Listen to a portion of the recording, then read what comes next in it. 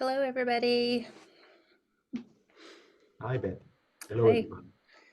Hope you're all Hello. well. Hi, everyone.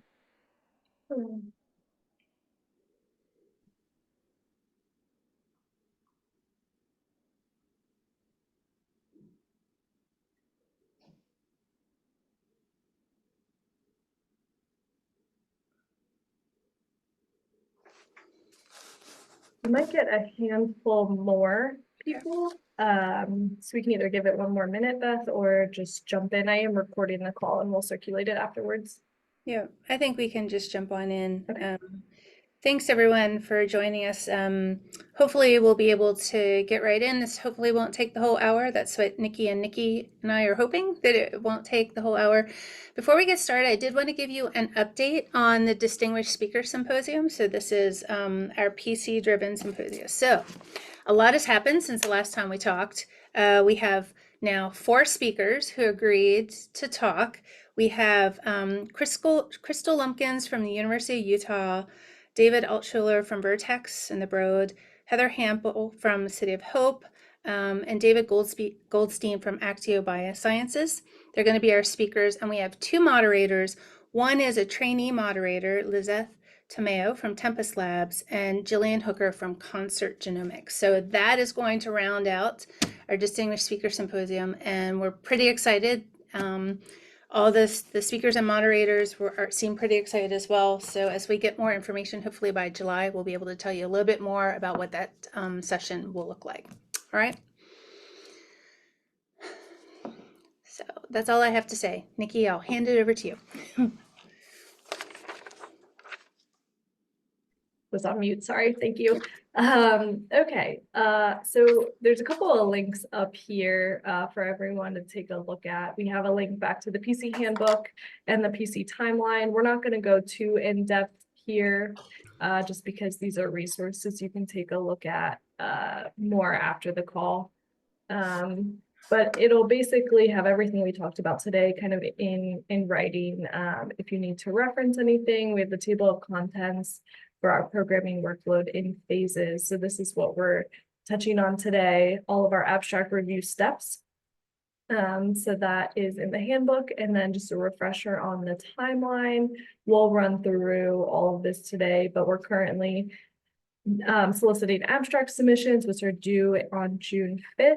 So this is also a friendly reminder. We'll recirculate this, but the email we sent out on April 30th, we sent out a abstract flyer that you could either post in your lab or circulate to colleagues, as well as a template where you can reach out to a colleague to have them submit, includes a link to the submission site and everything. So we'll recirculate that, just a friendly reminder to pass that along. And this is what we'll be talking through today. Abstract shuffle, abstract review and scoring, the plenary voting and session building, and then up to our in-person July meeting. A quick update on where we are at with submissions. We currently have 112 complete submissions, which is fairly in line, slightly ahead of where we were at in 2022. We do get about 90% of our submissions on the deadline, so we have no worries there and are continuing to track that. Of interest, our top keywords so far with submissions are bioinformatics, cancer, and Alzheimer's disease, which are pretty similar to where we saw the keywords last year. And our top topics right now are Mendelian phenotypes 2, 4, and then omics 2 and StatGen. But we'll see that change as more submissions come through as well. But they closely align with our DSS. Okay. Any questions on those points? If not, we'll just jump right into the PowerPoint.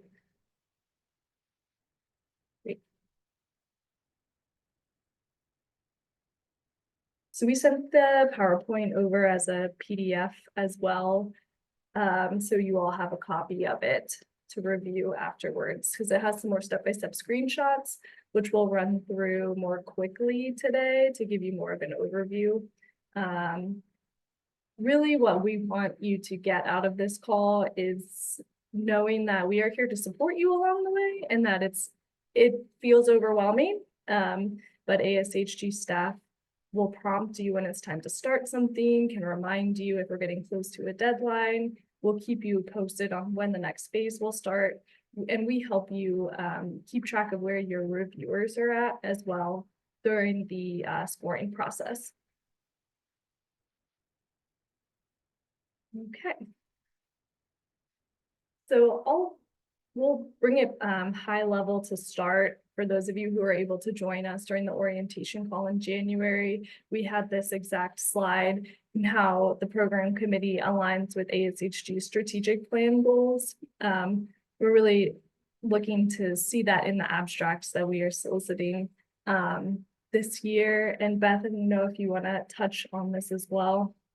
Yeah, I mean, Colleen and I have been talking about this, and we just want I know that all of you are aware of this, so I won't belabor it. But as you're reviewing abstracts and as you're working with the team, the reviewers that you recruited to review abstracts, just remind them of the ASHG strategic plan, where we want to see science across many disciplines, right? Within genetics and genomics, we want to see presenters at all levels, and we want to be as inclusive as possible as we're reviewing. So just a quick reminder to all of you, and then you can pass that on to the people on your review team. Does that sound okay to everyone? Sound good? Yep. All right. Thank you. Okay, we'll jump into the first phase, which will be the shuffle phase. That will begin just after abstracts close, even though the deadline is June 5th. There'll be a slight extension, but that's secret for now, so don't share. And then there will be a day for ASHG staff to pull everything together, and then shuffle will open for the program committee on Wednesday, June 12th in the morning. And then it'll end the following day on the 13th at midnight. And it should take 2 to 4 hours at most. The goal of shuffle phase is to just review your, quickly scan each abstract to ensure that the abstract should be in your topic. This year, for those who were on the PC last year, we are encouraging shuffle. We're framing it a little differently this year. It's more so if you do not think you can review it, then you can move it. But we really want to try and stick with the topic that the submitter selected, because most times they're purposely choosing it in the topic that best suits their science. So unless you think they maybe accidentally submitted it to the wrong topic, or you cannot review it with your expertise, that should really be the only reason you're moving an abstract. And Nikki, you had said last year we shuffled like what, 10%? 10%, yeah. And we want to be below 10% this year. So, really only shuffle if you absolutely cannot judge the science at all, or if you think that, like Nikki said, the submitter made a boo-boo and submitted to the wrong category. All right. And we do this all the time, right? We review grants that are a little bit outside of what we do anyway. So let's try to only shuffle if we absolutely have to. Thank you. So yep, that'll be about 2 days to do that. And then once that closes, staff go ahead and reassign anything that was shuffled out to the appropriate reviewer and the appropriate topic. And that sets us up for this review and scoring phase. So this phase, your reviewers are not involved in. This is PC only. And again, just a quick scan of the abstracts. We'll jump into a few screenshots of what the review site will actually look like. And we'll circulate this in the step-by-step instructions PDF. So no need to memorize this right now. But you'll be taken to a screen that looks like this with a quick reminder of the timeline. You'll see every single abstract assigned to you in the topic or topics that you review. And then we have the step-by-step PDF that will be available to you, your topic assignments and the key dates, which is this information. And then again, you'll be assigned abstracts by topic. You'll sort the abstracts by control number, because when you shuffle something to another topic, it still remains in your pile until ASHG goes in and moves it, which we typically do in bulk after everyone's done. So you'll want to take note of the control numbers that you have shuffled, just as an extra precaution that you don't duplicate any efforts on your workload.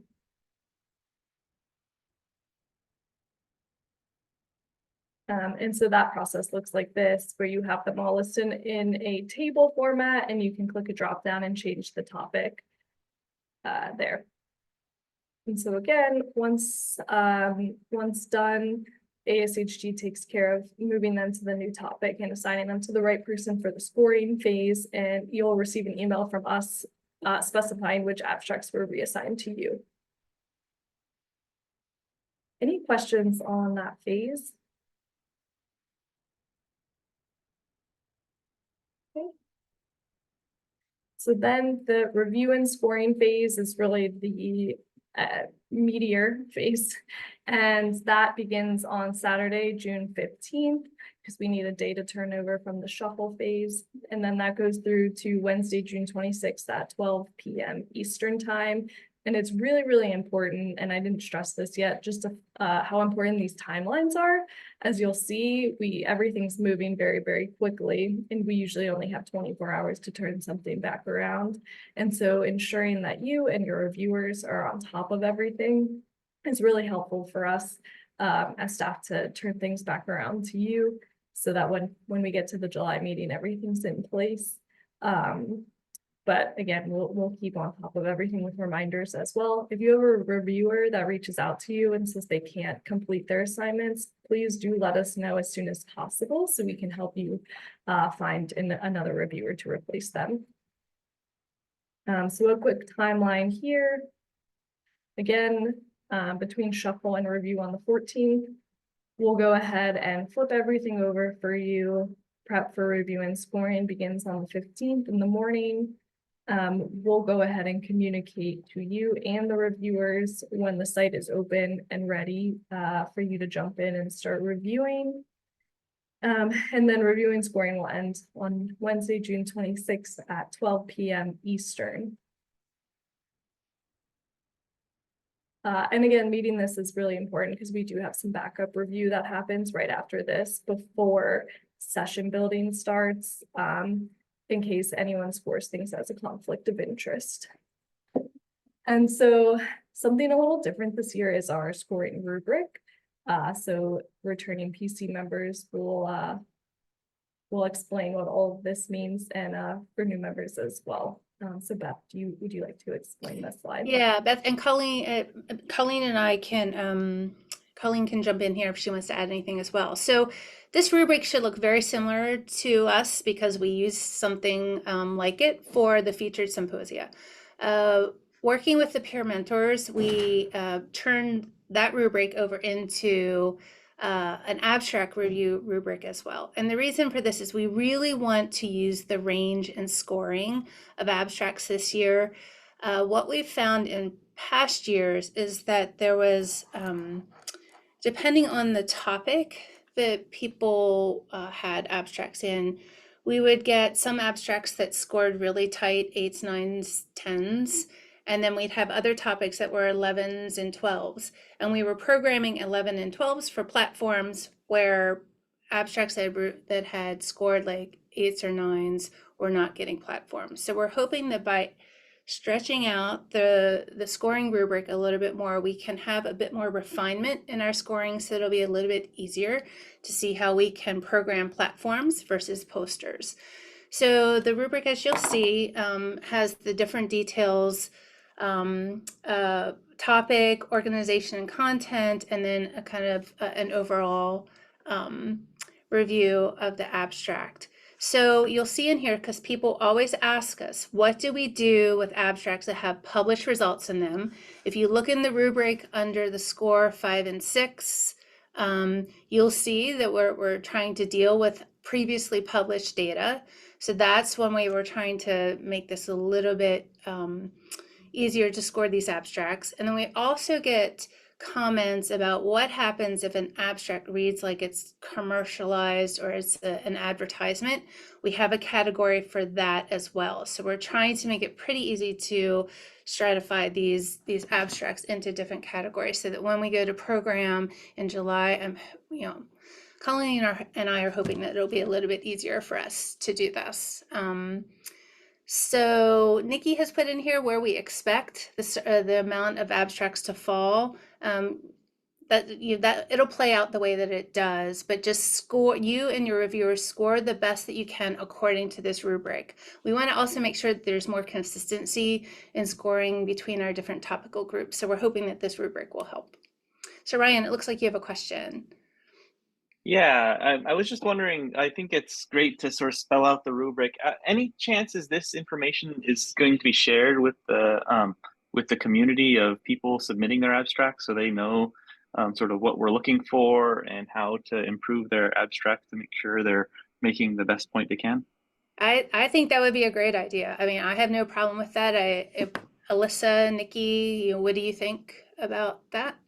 As a former teacher, I think sharing the rubric with people who have to apply, that it's going to be applied to is always a good thing. I don't know that we've done that in the past, but it was pretty simple in the past. This is a lot more built out than we have had previously. So I'm happy to look into that, but I don't see why we couldn't. Yeah, and my thought, Ryan, is because the feature symposia rubric was new for this year, and I think it worked out pretty well. We'll try the rubric also for the abstracts, and hopefully it'll make things a little bit easier than has in the past. And then hopefully, when Colleen comes on board as the chair next year, she can think about making the rubrics for both the feature symposia and for the abstracts available to the community, because I think that's a great idea.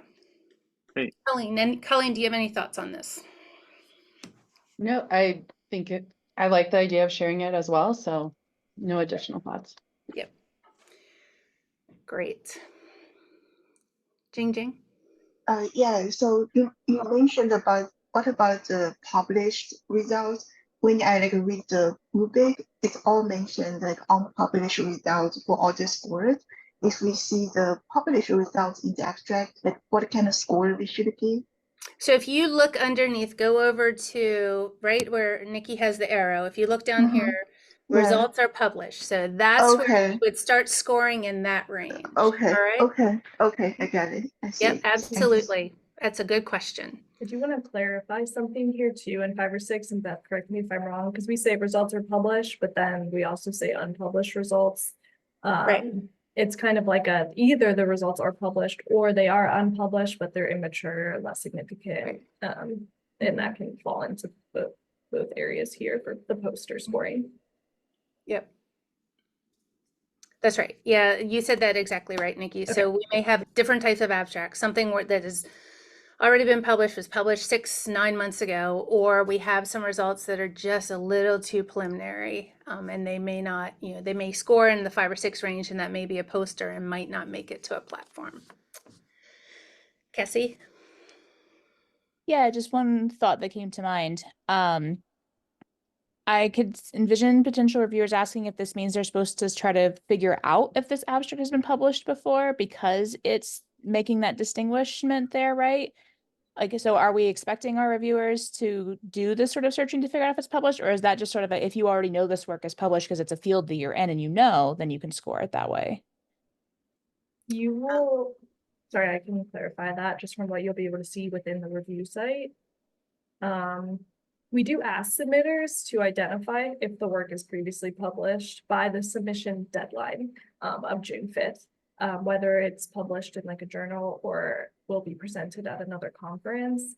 I know that sometimes at the July meeting, we search and we find things that maybe weren't necessarily disclosed. But we are expecting reviewers and PC members to go based off of what the submitters are self-selecting, at least for scoring, and you'll have access to view that in the scoring site itself. And Nikki, actually, Stephen raised a really good point, and I think after this meeting, I want to update the rubric real quick. I think we should clarify that the published in a journal preprints do not fall underneath that. So thank you for bringing that up, Stephen. That's a great point. Fernando, yes. Yeah, thank you, Beth. No, I think going back to the issue of like published results, sometimes I've seen like a few abstracts that were like a mixture of like published results and then unpublished results that were exciting, but I thought, well, but they put published data here. So I was inclined to really, send it to the poster section, but I don't know. Yeah. So I guess if we see anything published, I'm not talking about like preprints. I think that probably should get like a 5 to 6 based on this rubric. Yep, that's what we're thinking. Unless, I mean, I guess you do have some flexibility here. If they literally have done a completely new, here's what we published and now we have like this tons more of new data. I mean, that's unpublished. Then you may be able to look a little bit more in the 4 range. But if literally we've seen this before, where abstracts come in and they're essentially recapitulating what they've published. And I think we need to distinguish that in some way. So that's how we were kind of thinking about it with the rubric. This is an experiment, and the feedback that we get from this from you all will be really helpful because we can refine the rubric, in future years. So let's try it this way, and then don't hesitate to give me or Colleen feedback so that we can, always enhance it. It's always a great goal to have.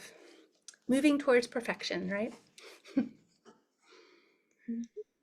And obviously if questions come up as you begin this phase, like feel free to email us as staff, Beth and Colleen, like we have a list of support on a slide at the end with emails you can reach out to. We're happy to help. And then there's a way to conflict out of scoring.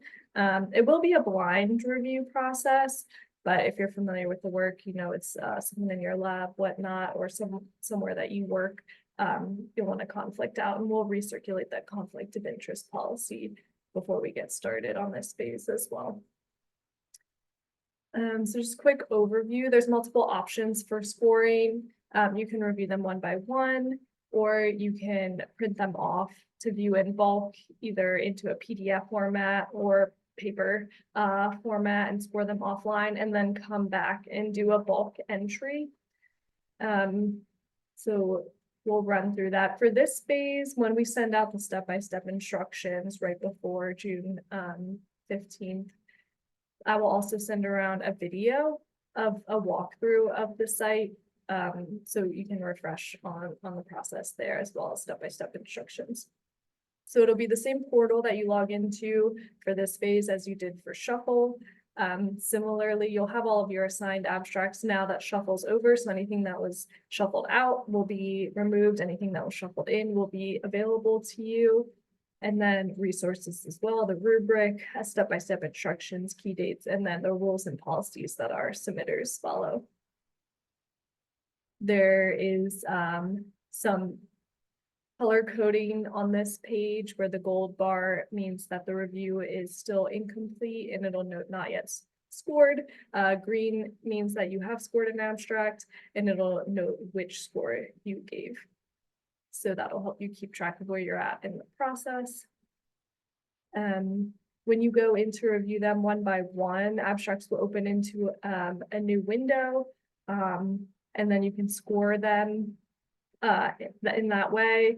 You'll have a drop down to see all of your scores. We also provide checkboxes to note whether something is press-worthy, controversial, if it's a duplicate submission, or primarily commercial. We do have the score now for an advertisement abstract, but we also have the primarily commercial flag. These 4 items don't provide any score, but they do help us kind of sort abstracts. Press-worthy gets reviewed by a specific subcommittee. The duplicates we always review at the July meeting. Same with the primarily commercial or controversial. It just helps us flag some key items. We only really require a typed in comment if you are scoring something for a plenary or a reject to help reason your decision. But we also have some pre-selectable comments for any other score as well. And so this is what it'll look like. like what I was mentioning to Cassie, you'll be able to see, has the work outlined in this abstract been published or accepted for publication as of June 5th? Has the work outlined in the abstract been accepted for oral presentation at another conference, or has it been deposited to a preprint server? And we do note here that this does not constitute prior publication. And then if they did answer yes to any of these, there's additional questions you'll see about whether they plan to present new results and or not. And so you can save and continue, and you can come in and out of this at any time. Just make sure that you're saving your work along the way. And then the quick score, you'll use the drop-down options to specify how your abstracts should be sorted for scoring. You can enter specific ranges of abstracts by control number if desired. And then you'll want to either look at all abstracts, only scored, only unscored. You can do some filtering and then hit search, and that'll pull up all of the abstracts that you want to score. And so this is useful if you're doing a bulk scoring after reviewing offline first. And so this is our bulk view print option. So you'd want to do this and then go into bulk score. It's the same exact filtering and sort options here. So you can have them match exactly and just run through one by one. And again, it'll just show you an overview of all of the pertinent information for your review of the abstracts when you print them off. And then at any time, you can go back in and edit your scores as well in the edit view scores section. Kind of talking back to the expectation of like how many plenary abstracts should I score? How many abstracts should I score as a platform? You'll have a histogram in the review site so you can keep track of where all of your scores are falling. And then if any don't seem right, you can go back and edit them. And so it'll look more like this in a table format, and you'll have some more high level information. This is the histogram I was talking about. And then for anyone who is reviewing more than one topic, you can also filter out to just review one topic at a time, or all of them together, however you want to do that. I know I ran through that, but that one will definitely get, you'll probably forget this information anyway. So hopefully this overview was helpful, and the step-by-step instructions in the video that we send around right before this phase starts will help. And I just wanted to make a comment about you mentioned, I think in the previous slide, there's like the little box for comments. Yeah. Comments may seem like they're not very useful now, but they become really useful in July when we start trying to program abstracts, because then we're kind of getting feedback from what the different reviewers said. So I just wanted to make a note. I'm not saying everyone has to do comments, but just think about comment boxes as being potentially useful for the future. And you can kind of share that with your reviewers as well. Yeah, the duplicate one too, we definitely use that a lot. Sometimes it'll be the exact same abstract submitted by two different people, maybe in the same lab. And so that we would definitely want flagged. And yeah, I definitely find comments to be helpful, especially when it gets to the last minute, last few abstracts we need to slot in. So any other questions?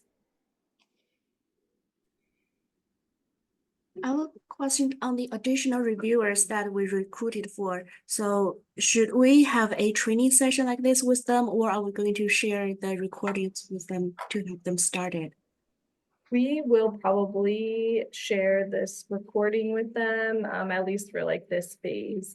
And then we mostly handle the communication with what the reviewers need to do within, like we send them step-by-step instructions and a video walkthrough of the review site. And we will send them the rubric. But I think what is helpful is if when review opens, you kind of follow up with some notes like, here's a few key reminder, like things to keep in mind as you're reviewing. pay attention to the histogram, follow the rubric. If you have any questions, reach out to, you can be the liaison with them, or they can reach out directly to us. But we're definitely here to help with that. But no need to set up like a separate call or training session or anything like that. Got it. Thank you. Yeah. There's a conflict of interest option on the review website. Is that, if I recall correctly? Yes. Okay. And that's just pretty much for abstracts or we're a co-author? Yeah, if you're a co-author, yeah. If you can, it's blinded, so it'll be difficult, I guess, to always recognize whether or not it's at your institution during this phase. But if you're familiar with the work and that you feel like you can't appropriately review it, or you're a co-author, yeah, definitely conflict out. And we have a few backup reviewers assigned to handle those. Okay, great. And another sort of newbie question, for the abstract submissions, are there restrictions on us as to what we can submit? Like, I'm sure stuff from our group is fine, but stuff where we're a submitting author, is that allowed or no? Not, yeah, unfortunately, we don't allow program committee members to submit. We made an exception a few years ago to allow trainees, just because it's more critical for them to have the exposure at that time. But as a program committee member, we don't allow first author submissions. Thanks.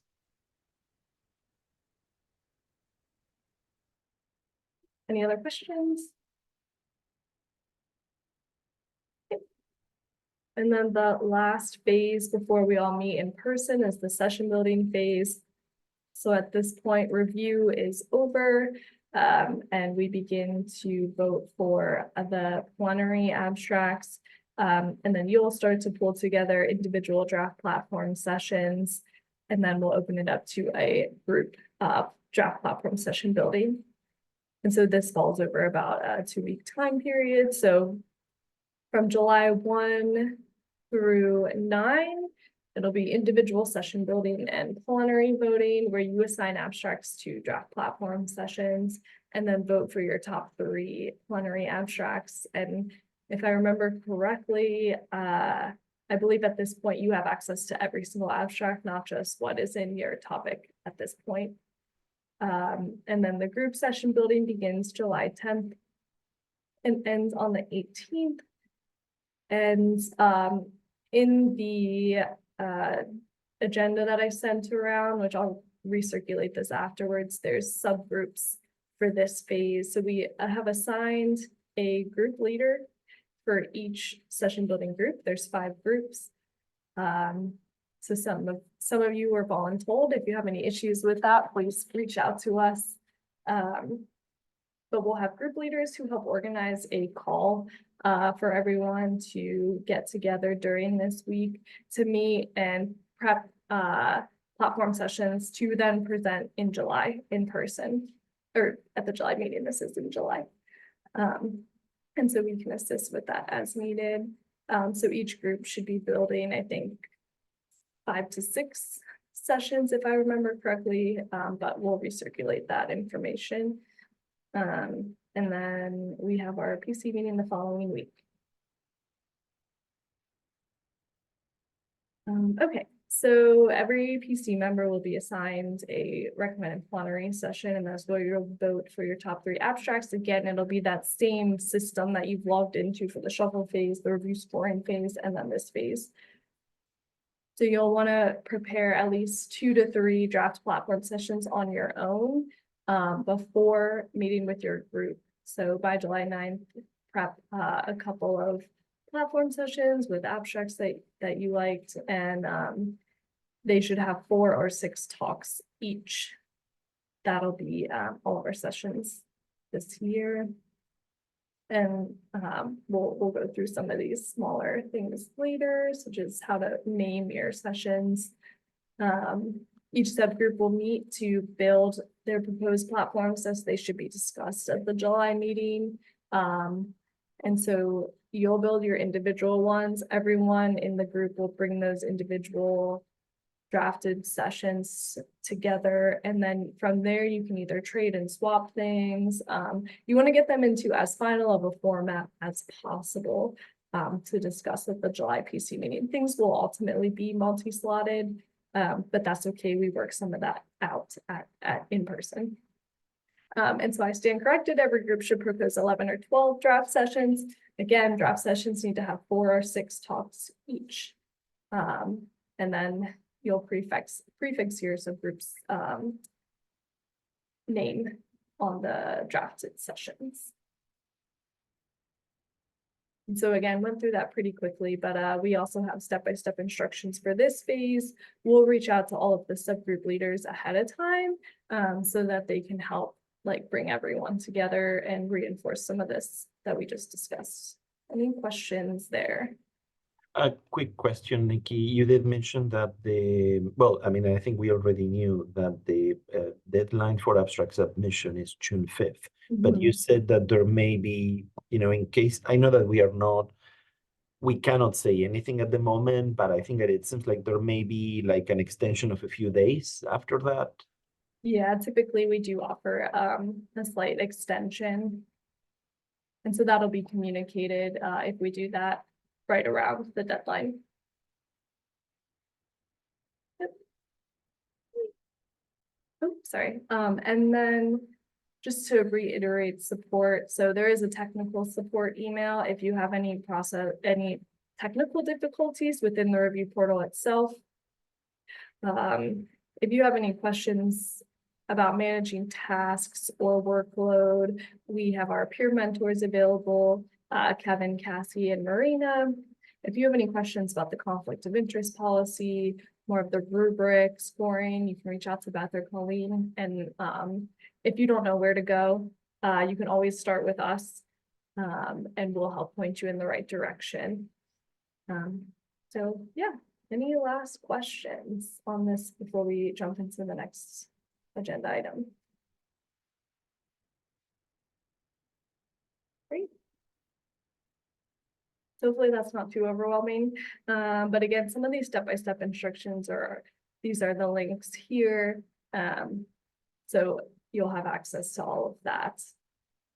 Just a quick note on the rules and guidelines that the submitters have to abide by. That's what this link is. If you take a look at that, we already discussed a bit on the prior publication. You'll want to follow the guidelines set forth in the rubric. And again, if you're not sure, feel free to reach out to us if you needed help with not necessarily every single time you get to something how to score it, but generally if you need additional guidance, feel free to reach out to us. The industry and commercial presenters, we encourage industry presenters. We want them, and that this is not, we don't want to conflate like commercial and industry and saying that anyone in industry should be rejected as an advertisement. It really truly is, if it is a commercial in nature advertisement, that they're not actually giving any results, that we would score it as a reject for an advertisement. And we do have a reject subcommittee this year. So anything that gets scored that will get more thoroughly reviewed before we get to finalize those. And then we know that AI and ChatGPT are big right now. And so we just wanted to touch on that if questions come up from reviewers or you as you're reviewing abstracts. So Alyssa, if you're on, do you want to touch on this? Yeah, I'm here. I'm sure no one's completely unfamiliar with AI here or the fact that it's getting used more and more, and there's not really great ways to monitor for it. There are systems that claim to be able to tell if something was written by AI, but even experts say they're really bad at actually telling us something was written by AI. So we'll just remind you all that our rules clearly state that the abstract has to be their own work and written by them. So people shouldn't necessarily be using AI. I think it's unrealistic to assume no one's ever going to use it when they're submitting an abstract. But my hope would be that if they do, they're then editing it and making it their own and not just copy and pasting what an AI spat out for them. We don't want you to feel like you are responsible for telling us something is written by AI, because like I said, it's very hard to tell. If you feel strongly that something is written by AI to a point that it is not appropriate as an abstract, you can decline it and add a comment noting that that's your concern. Again, as Nikki just said, all of the kind of rejected or suggested for decline abstracts will be reviewed by a subcommittee. So that's why your comment is helpful. So we'll know that's why you scored it that way. But I just want to kind of put out there that there's not any magic bullet in solving this right now. So we're going to do our best and assume that people are following the rules of submitting their own work and the work that they wrote. But just wanted to let you know you do have that mechanism to choose to decline it if you really do feel like it is inappropriately using AI to the point that it's not a beneficial abstract or a helpful abstract. Hi, I have a question about this. Maybe you just said like, and I just didn't catch it. Some people will just write and then use AI as like Grammarly. I don't know if people are familiar with Grammarly, which is a system that helps you just like improve your writing, because especially people that are in non-speaking, not like that are not English speaker, and in places like France where English is not their primary language. So I'm wondering if during the abstract submission we have something specific about the use of AI, and if there is like any indication of how, because it's yeah, like for example, people using AI just to improve their abstract, but not having AI generate the content. I think the concern is, Right. what we don't want we don't is we have don't specific want. rules or it. Sorry, Alyssa's frozen. Oh, go ahead. You can answer. That's fine. I think you're back. Okay, not, I was can like, can you all jump in. hear me? Kevin, I'm happy to have you give your input as well, because I'd love to hear from our scientists as well. I think that was Kevin who started talking. We don't have specific rules, just to answer that question. Currently, there are not specific rules in our guidelines about using AI. And I don't necessarily have any concern with someone using it to like fix their grammar or anything like that. I do hope people realize, though, if they're putting their abstract of unpublished data into an AI platform, unless they're paying for it, that then feeds it into like, it's kind of makes it in the public domain. So I would not recommend people do that for that reason, because that's how AI works, right? Is it's training off of what you input into it. So I think people need to be really careful about that. But there are places that have kind of paid subscriptions where they're not supposedly training their models on your data. So again, using it in like a Grammarly format is not something I would be worried about from an ASHG perspective. But again, I think scientists should be really careful about that they're not accidentally putting their data in a place that is, accessible and public.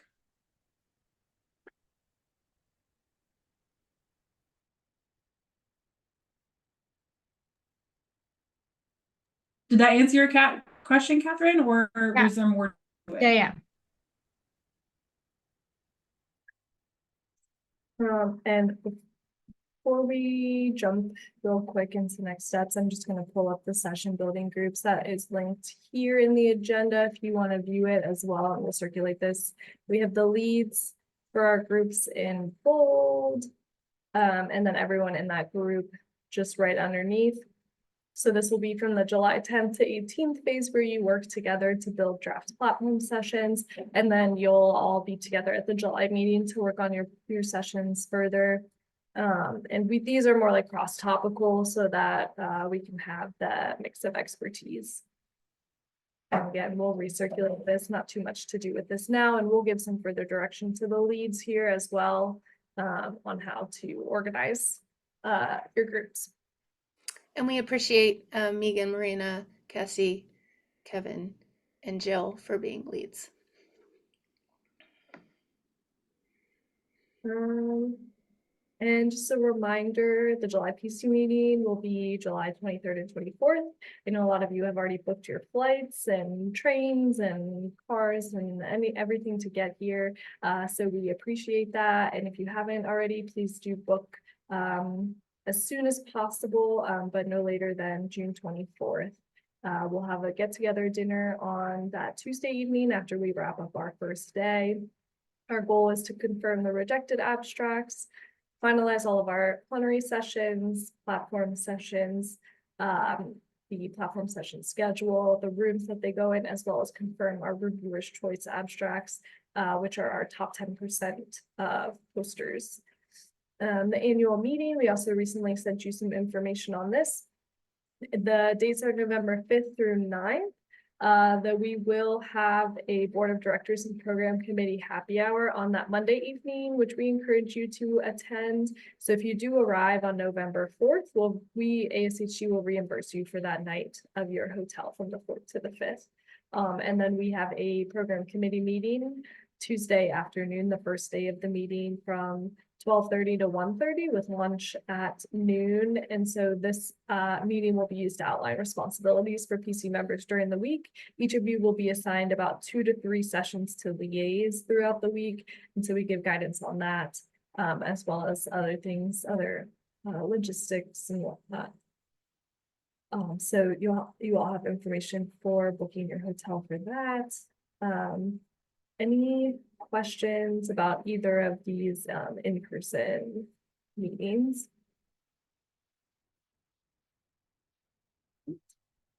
Well, that's what we have on the agenda.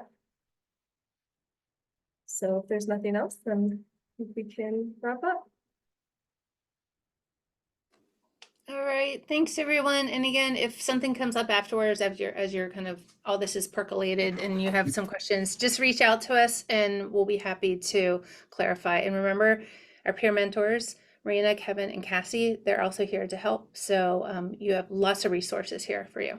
So thanks everyone for your hard work. It's going to get crazy in a couple months, but we'll get through it together. So, all right, have a good rest of the day, everyone. Thanks, Bye. everyone. Bye, Bye. everyone. Bye-bye. Bye.